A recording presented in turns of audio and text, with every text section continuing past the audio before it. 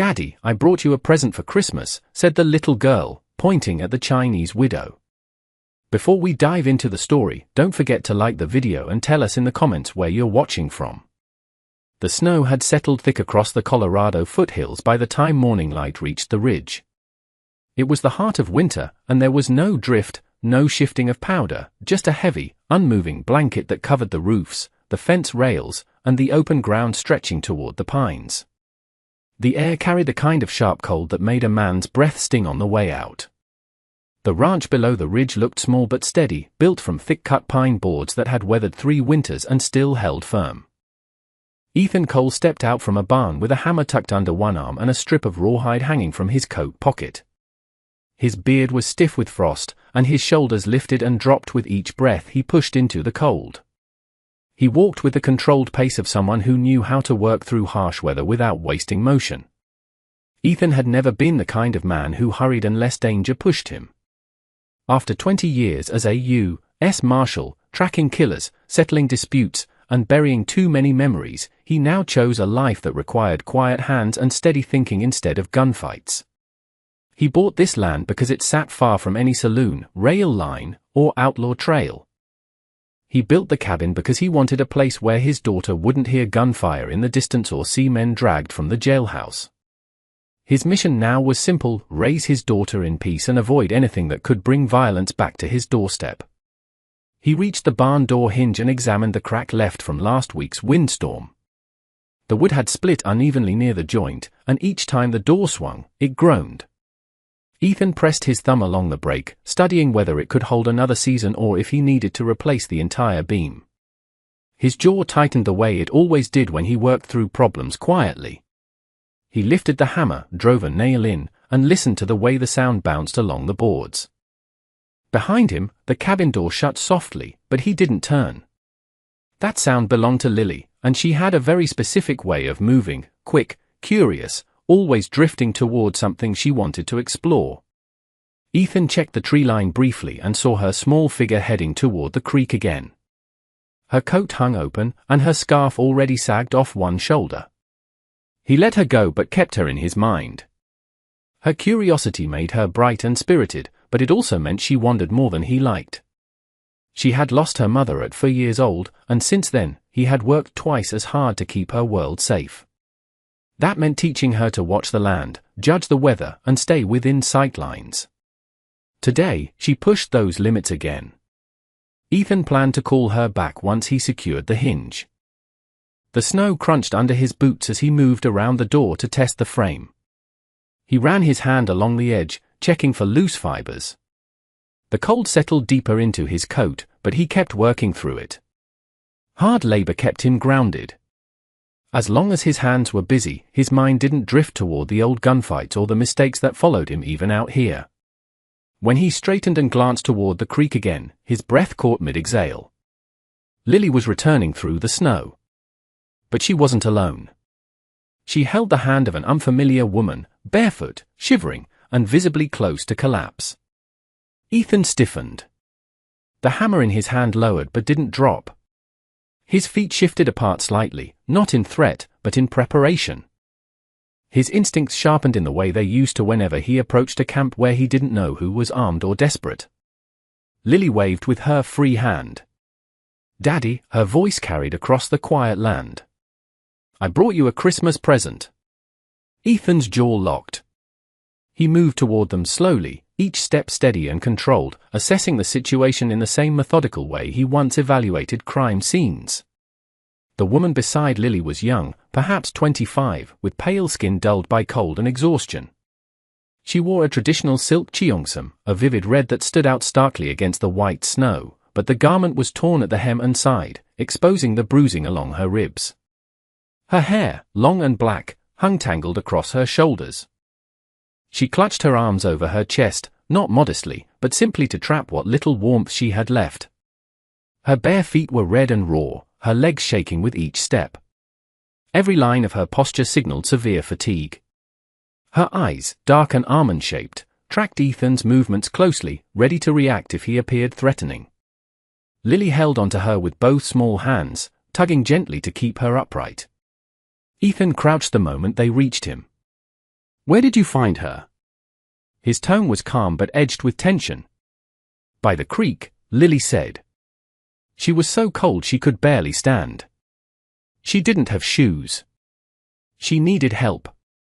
Ethan rose at a controlled pace. His attention shifted fully to the woman. What's your name? He asked. The woman hesitated as if weighing whether answering him was safe. My Lin, she finally said, her voice brittle. How long were you out in this weather? 2 nights, maybe more. I ran when they killed my husband. Men were selling women. I didn't know where else to go. Her eyes dropped as she spoke. Her shoulders tightened and her breath shuddered from the effort of talking. Ethan noted each detail. The way she swayed slightly, the torn red silk, the faint marks on her wrist that hinted at bindings. She was telling the truth. He also knew she couldn't stay outside another minute without risking frostbite or worse. Ethan's thoughts moved quickly. Is she being hunted? Are the men who chased her close? Is bringing her inside safe for Lily? Can he turn away someone this close to death? The last question answered itself. He reached a decision the same way he approached every dangerous situation, with careful steps and full awareness of the risks. Follow me, he said. The cabin is warm. My Lin blinked in disbelief, then nodded once. She leaned slightly toward Lily for balance as the child led her toward the porch. Inside, the warmth hit My Lin instantly. Her body loosened in a way that showed how much pain she'd been holding back.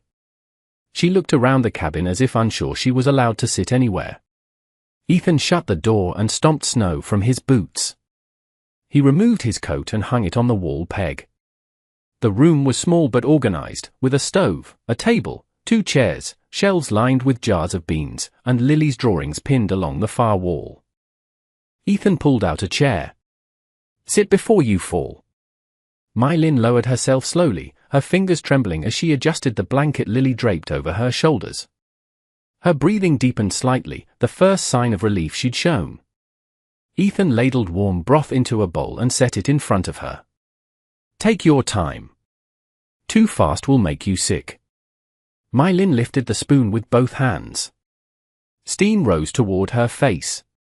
She took a careful sip, then a second, each one bringing a small change in her expression.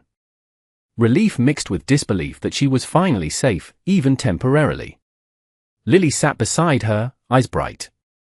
You can stay for Christmas, she said. Daddy won't make you go back outside. Ethan didn't interrupt. He didn't promise anything either.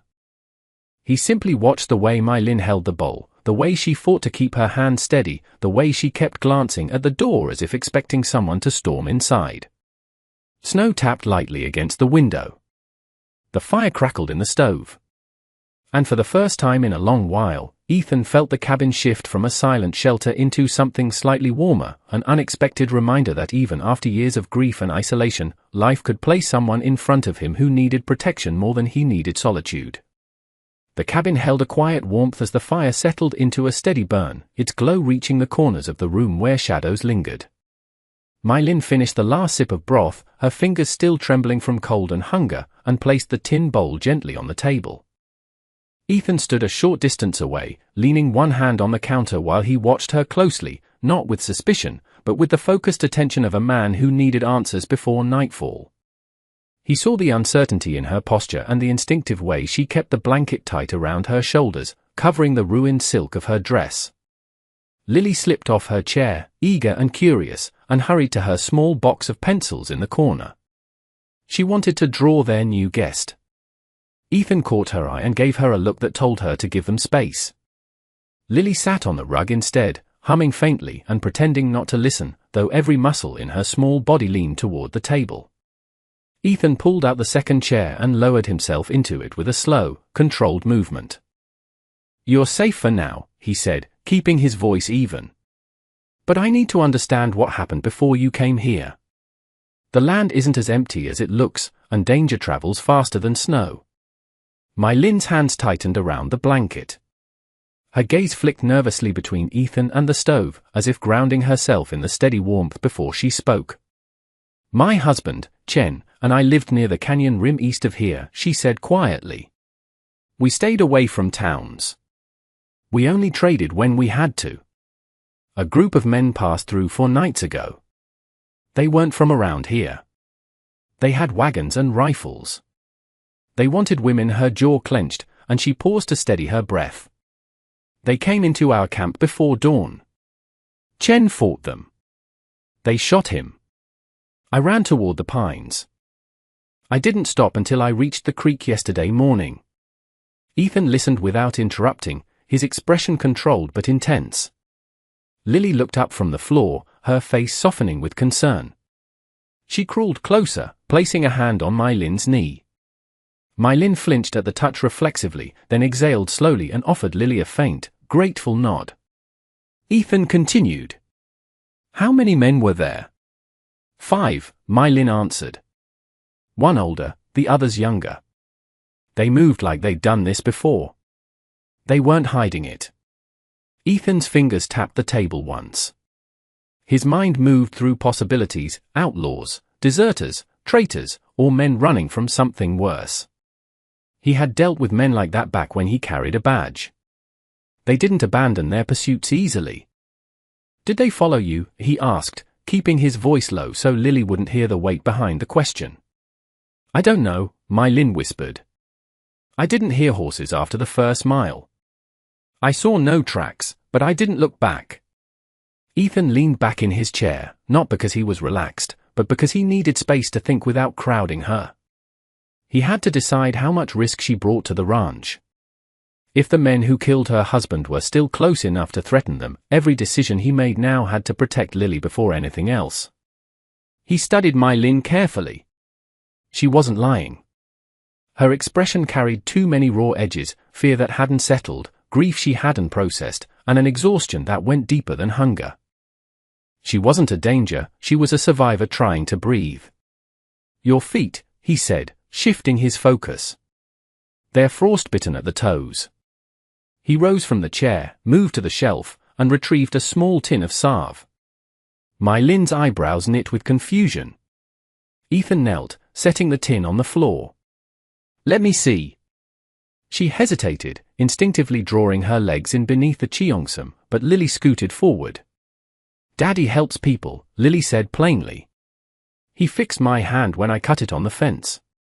He'll fix yours, too," Mai Lin exhaled, tension loosening just enough. She lowered her feet one at a time onto the small rug. Ethan's jaw tightened slightly when he saw the raw, cracked skin. He unscrewed the tin and applied the salve with careful strokes. His gloves were still cold from outside, and Mai Lin gasped quietly when his fingers brushed her skin. He paused. "Does it hurt too much?" "No," she murmured. "It only surprised me." Ethan continued with slower movements, his touch steady. He wasn't comfortable with the closeness, his shoulders stiffened and his breath shortened, but he didn't pull away. He had patched wounds before, but touching a stranger's bare skin after years of guarding his emotions made something inside him shift uneasily. When he finished, he wrapped her feet in strips of cloth and stood.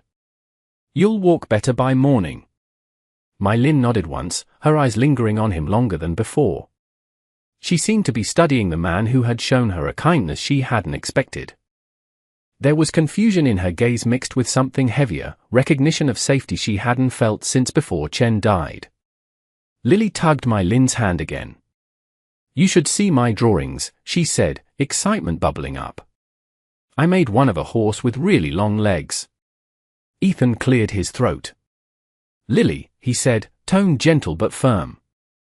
"Give her a moment." Lily sighed dramatically and went back to her corner. Ethan turned to Mai Lin again. "You need rest. We'll decide what comes next when daylight's better." A small silence stretched between them.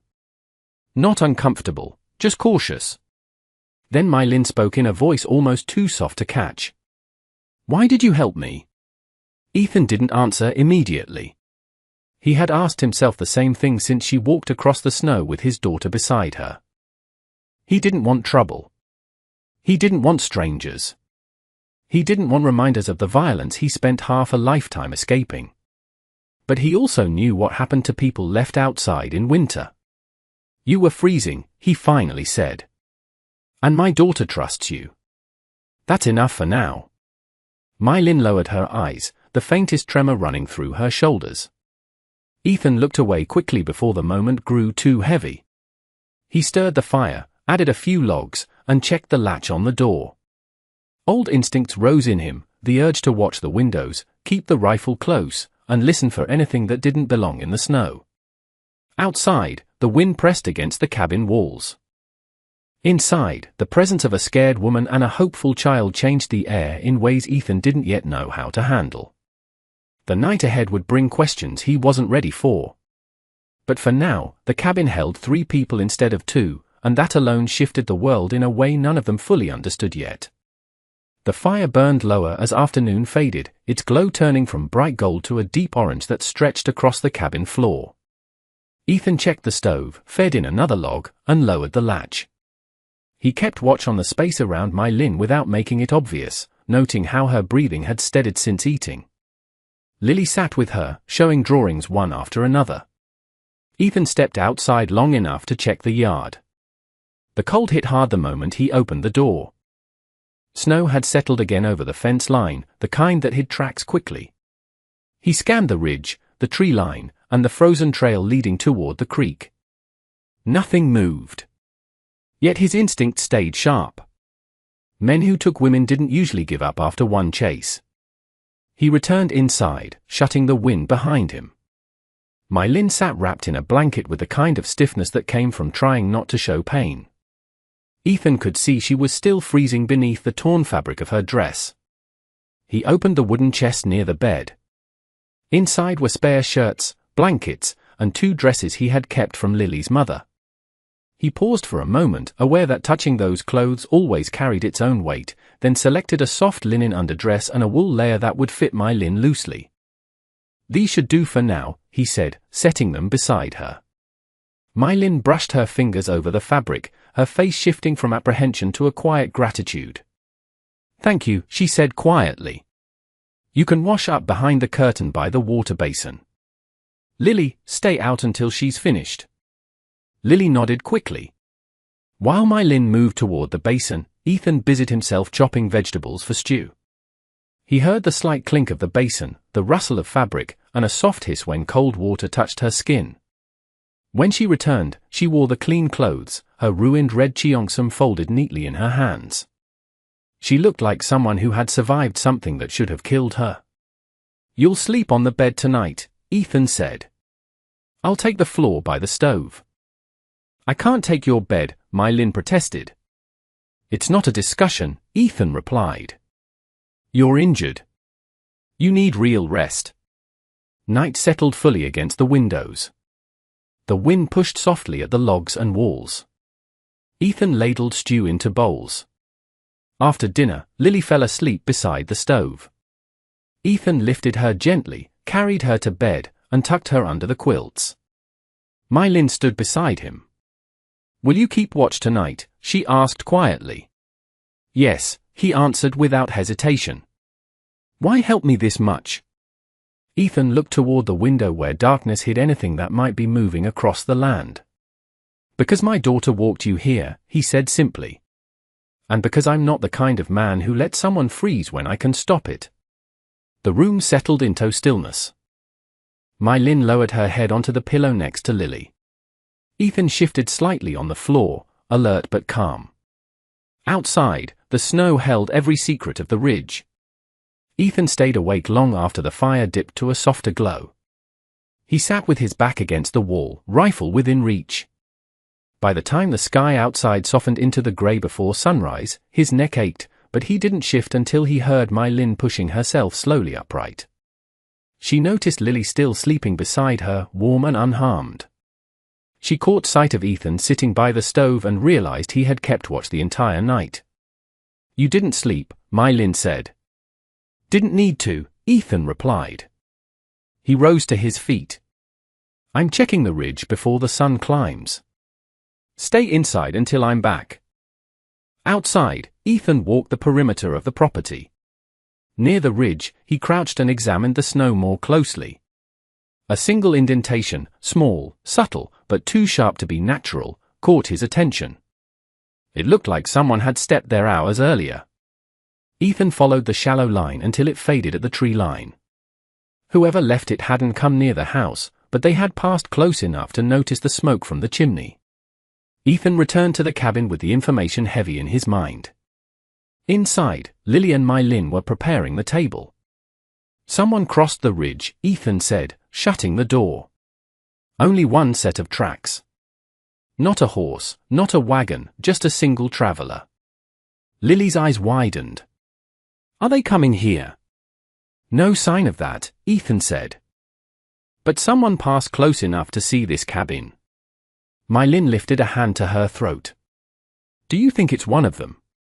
It's possible, Ethan admitted. Or it could be a hunter.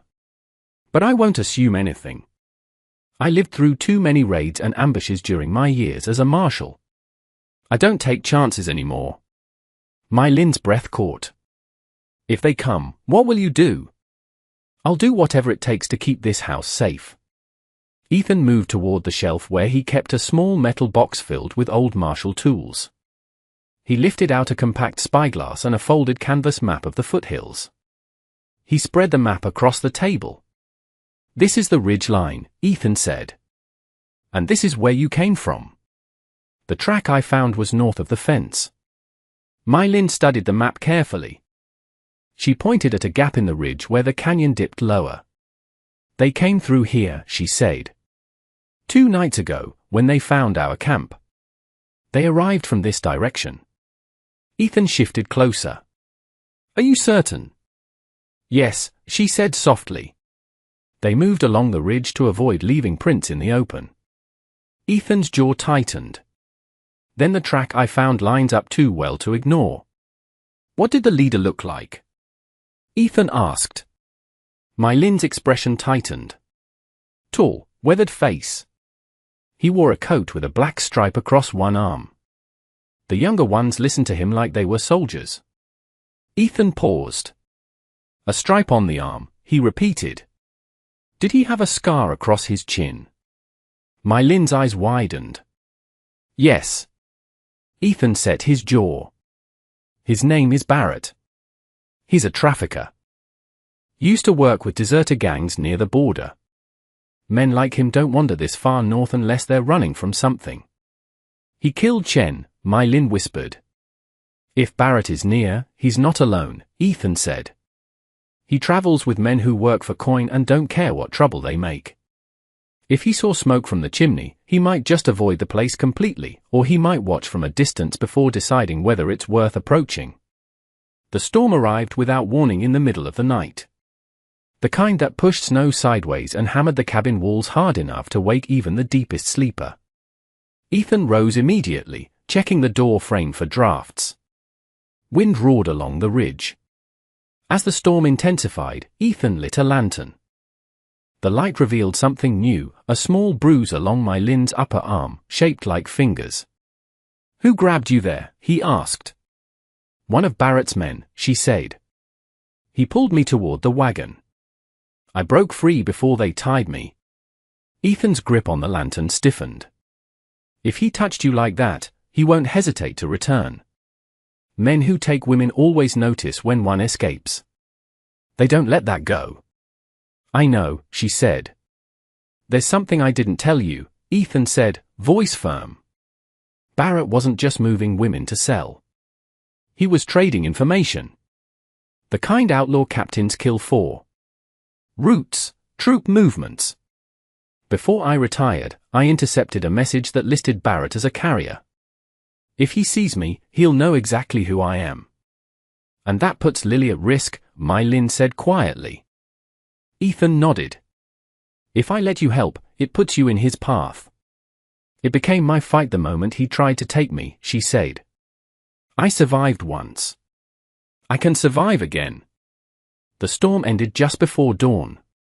Ethan opened the door carefully, scanning the yard. Fresh drifts covered every old footprint, but the ground looked disturbed near the fence line.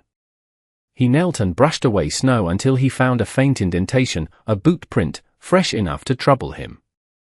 Someone got near the fence while the storm covered their steps, Ethan told My Lin when he returned. They're testing the land. Ethan opened the marshal's box again, pulling out a strip of leather and a pouch of iron tacks. We're going to make the outside look uninteresting. But if they come, we need to be ready. He handed My Lin his second rifle, an older Levy action. Ever shoot? Yes, she said. Chen taught me. Then you'll stay close and speak up if anything looks wrong. They spent the day preparing. Ethan taught My Lin how to secure the rope release for the door beam. Lily helped gather kindling, sensing the tension but kept calm by My Lin's steady presence. By late afternoon, the sky shifted into a pale yellow haze. Ethan scanned the ridge with his spyglass. For men now, he said. They're closer. My Lin joined him at the window. Are they Barrett's men? 2 of them match the descriptions. The others are new. Night settled fully. Ethan extinguished every lantern except one near the stove. He stood at the window, rifle in hand. It happened suddenly, a faint clink of metal from the fence. They're here, Ethan said quietly. My Lin moved immediately, guiding Lily to the hiding place behind the wood box. Stay down, she whispered. Don't move. 3 shadows appeared just beyond the yard. Ethan raised his rifle. The first man stepped forward, tall coat lined with a stripe. Barrett. He lifted a lantern high. I'm looking for something that belongs to me, he called, his voice cutting through the cold. A woman ran from my camp. Tracks led this way. Your business ends at the fence, Ethan shouted back without opening the door. Barrett laughed. Marshal Cole. Didn't expect to see you living like a farmer. You got someone inside, don't you? A woman in red silk. Ethan dropped the beam, securing the door. You won't touch anyone here. Give her back, Marshal. Barrett shouted. You know how this works. You keep someone who ain't yours, you risk blood. My Lin rose from her hiding place. He wants me, not your daughter. Stay down, Ethan ordered. No, she whispered, stepping closer. I'm not hiding while you put yourself in front of bullets meant for me. A gun cocked outside. Ethan moved instantly. Down, he yelled, shoving My Lin behind the table just as the window shattered. Barrett fired. Ethan fired back. A grunt of pain echoed outside. Chaos erupted, shouts, boots scrambling. Ethan fired again, hitting a second man as he climbed the steps. My Lin stayed low, covering Lily with her body as bullets struck the pine logs of the cabin. You think you can protect her forever? Barrett screamed. Longer than you'll stay breathing. Ethan retorted, chambering another round. A final burst of gunfire answered him, but Barrett's shots went wide. Ethan leaned toward the window, aiming carefully. He saw Barrett running toward the ridge, clutching his side. Cowards retreating, Ethan muttered. Is he leaving? My Lin asked, crawling forward. For now, Ethan said. But he's not coming back. I hit him. He won't last long in this cold. Ethan lowered the rifle. He winced, gripping his shoulder where a bullet had grazed him. You're hurt, My Lin said, rushing to him. It's just a scratch, Ethan said. It's over. Lily peeked up from the wood box, eyes wet but brave. Is it over? Ethan knelt and pulled her into his arms with his good arm. Yes. It's over. My Lin stood shakily, relief rushing through her. Ethan caught her arm and steadied her. You're safe, he said. She looked at him and felt the last barrier inside her crumble. Because of you, she whispered. Because you stood with me, Ethan corrected gently. He lifted a hand to her face, brushing a strand of dark hair away. She leaned into the touch. He kissed her then, slow and grounded, filled with everything he hadn't dared feel until this moment. She kissed him back, anchoring herself to the man who had given her safety when she had none. When they pulled back, Lily grinned sleepily from the blankets. Does this mean she stays forever? Ethan rested a hand on Mai Lin's waist. If she wants to. Mai Lin smiled softly, her hand covering his. I do. The storm clouds parted above the ridge, letting the faintest glow of moonlight spill across the cabin roof. Inside, the fear that had lived between the walls dissolved, replaced by warmth neither snow nor danger could touch. Ethan, Mai Lin, and Lily stood together in the quiet cabin. Not three people bound by circumstance, but a family formed by choice, survival, and the kind of love that lasts. This story reminds us that family is not always defined by blood, but by the people who stand beside us when the storms of life try to break us down. Ethan and Mai Lin were both broken by their pasts, but through courage and compassion, they found strength in one another to build a new future. It teaches us that true strength isn't just about fighting battles, but about opening our hearts to help others even when we are afraid. Love and forgiveness can heal even the deepest wounds, turning a lonely winter into a season of hope. What did you think of Ethan's decision to protect a stranger at the risk of his own safety? Let us know your thoughts in the comments below, and if you enjoyed this story, please don't forget to like and subscribe for more. Thanks for watching.